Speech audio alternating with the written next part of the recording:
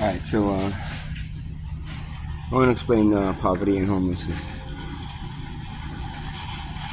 I'm just going to say things about it. I'm out here doing this. I'm out here fucking struggling. I'm on this road. Like Dario, right? First off, most people that are either disabled and collecting SSI or SSD, they're getting like $800-900, right? I'm getting about double that. Here it is, when you're making $900 SSI, you get 1, emergency housing in a hotel. 2, if you're homeless. 2, you get food stamps, and you get an allowance of money. They give you food stamps and cash every month.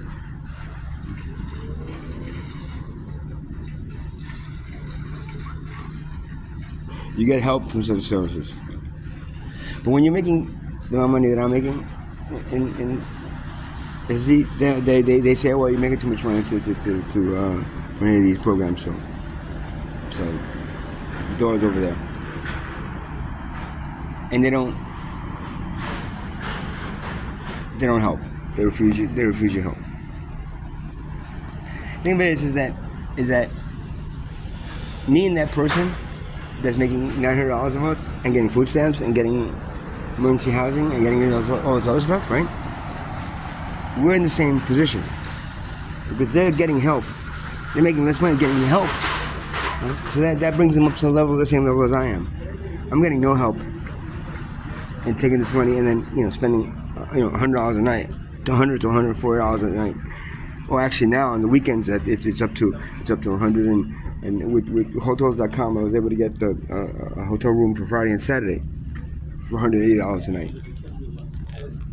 When the week's 140. That's the thing, man. When people say, "Oh, well, you make money. You should. Why you blow through your money?" I blow through my money because I have to out here, man.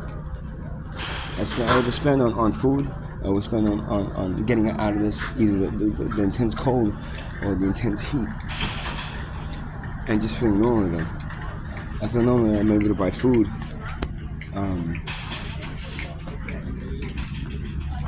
That isn't like 50 to 70% off 3-day-old food that's sitting in a thing in ShopRite, or just out of a can. I feel normal for a few days, and then normality that I feel for a few days is ripped away for the rest of the month.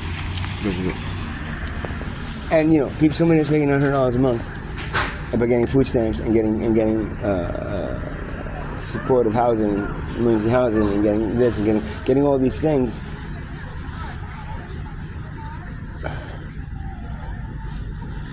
They're in the same boat as me too, because they go through their money real quick.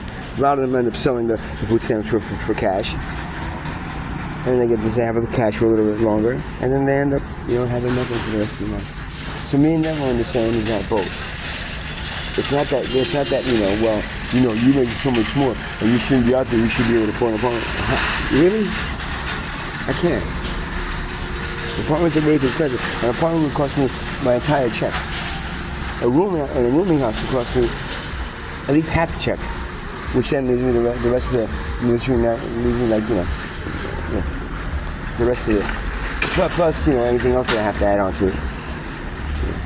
My storage unit, my phone, any other expenses that I have or anything that I borrowed that I have to pay back. All these things are there, waiting for me as soon as I get the check. So as soon as I get that money, it's gone. It's blown away.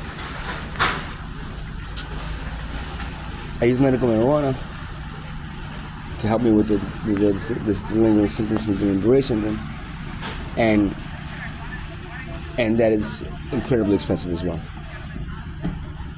And that takes the rest of the money that I have for the first month, and then for the rest of the month I have to deal with body aches and pains and feeling shitty.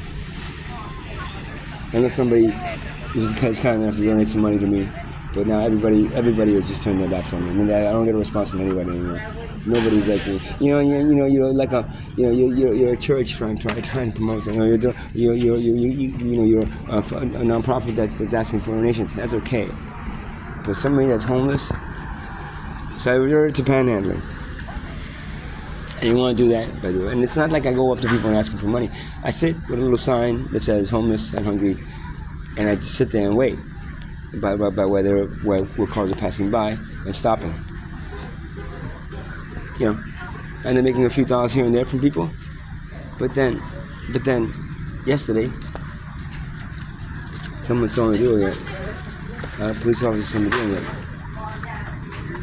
As I was walking away, he stopped me and he said, he knew, all the cops around here know me. That's another reason I need to get out of here, I think. All the cops here know me a little bit too much. They said, you can't be panhandling. I said, I didn't know I couldn't panhandle. I didn't know that was legal.